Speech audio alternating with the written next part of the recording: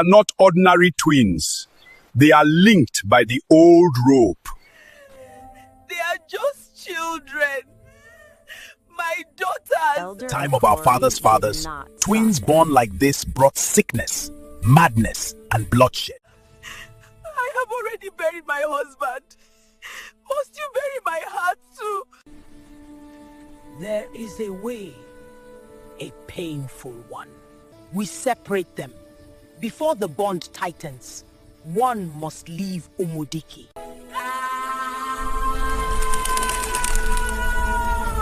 Want to tear my womb twice, once in birth, again in loss? Better one child lost than a village destroyed.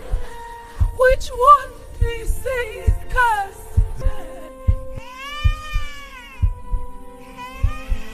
The spirits announce themselves. The loud one. So a child must die because she cries. At sunrise, one child leaves. Choose, or the ancestors will.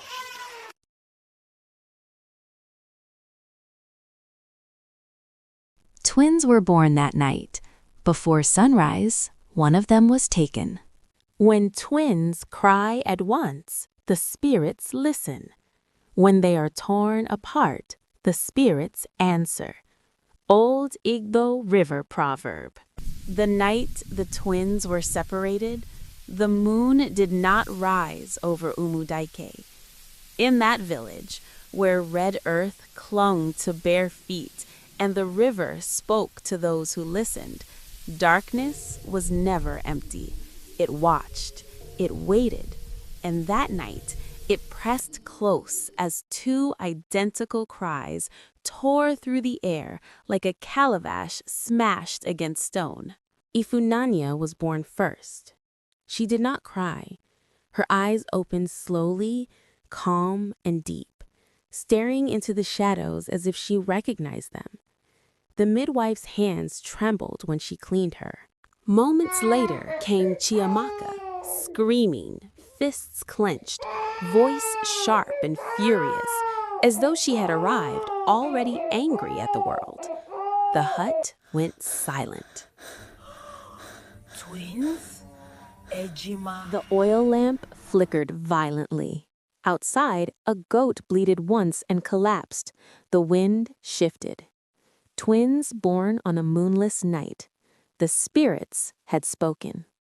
By morning, the entire village of Umudike gathered beneath the Nuku Udala tree. Faces were tight with fear, not joy. Elder Okori, keeper of ancestral laws, stood with his staff planted deep in the soil. These are not ordinary twins. They are linked by the old rope. They are just children. My daughters. Time of our fathers' fathers, twins born like this brought sickness, madness, and bloodshed. I have already buried my husband. Must you bury my heart too? There is a way, a painful one. We separate them. Before the bond tightens, one must leave Umudiki.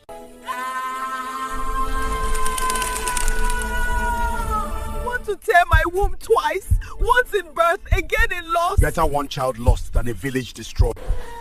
Which one do you say is cursed?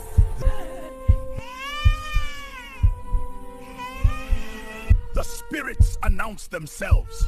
The loud one. So a child must die because she cries. At sunrise, one child leaves. Choose, or the ancestors will. Ngozi looked down at her daughters, and something inside her cracked beyond repair. Before the sun fully rose, a calabash was broken at the village boundary, the ancient sign of separation. Chiamaka was wrapped in dark brown cloth, Ifunanya in white. A trader from the far hills stepped forward to take Chiamaka away. Suddenly, Ifunanya began to cry, soft, desperate, like her chest was tearing. Chiamaka fell silent. The invisible rope pulled tight. Ngozi knelt and placed the twins face to face. My daughters, You are one soul walking in two bodies. If the world tells you that you are alone, it is lying. Find each other, even if it takes your whole life. The trader pulled her away. Both babies screamed. The rope snapped. Somewhere deep in the forest, a tree cracked and fell. Years passed. Umudike prospered. People said Ifunanya brought blessings. Rain came on time, yams grew fat. The elders smiled when she passed. But at nights, Ifunanya dreamed of water. Always water. She stood by a river calling a name she did not remember, while something beneath the surface answered. One night, under a full moon, she asked her mother, Mama, why does my chest hurt when I'm happy? Because joy is heavy. It feels like someone is missing. Ngozi turned away, tears falling silently. Far away, beyond forests and long dusty roads, Chiamaka grew among strangers. She learned hunger early. She learned anger faster. When misfortune came, they blamed her. "Spirit child," they whispered, when storms destroyed roofs, when goats disappeared. At night, Chiamaka also dreamed of water, but hers was dark and pulling. She woke with a name burning on her lips, Ifunanya. She did not know how she knew it. She only knew it refused to fade. One evening, an old blind woman stopped her on the road. You walk like someone missing half her shadow. Shadows don't feed me, but they follow you. So they cut the rope. What rope? The one calling you home, and the one that will demand blood. That same night, both sisters woke at the exact moment.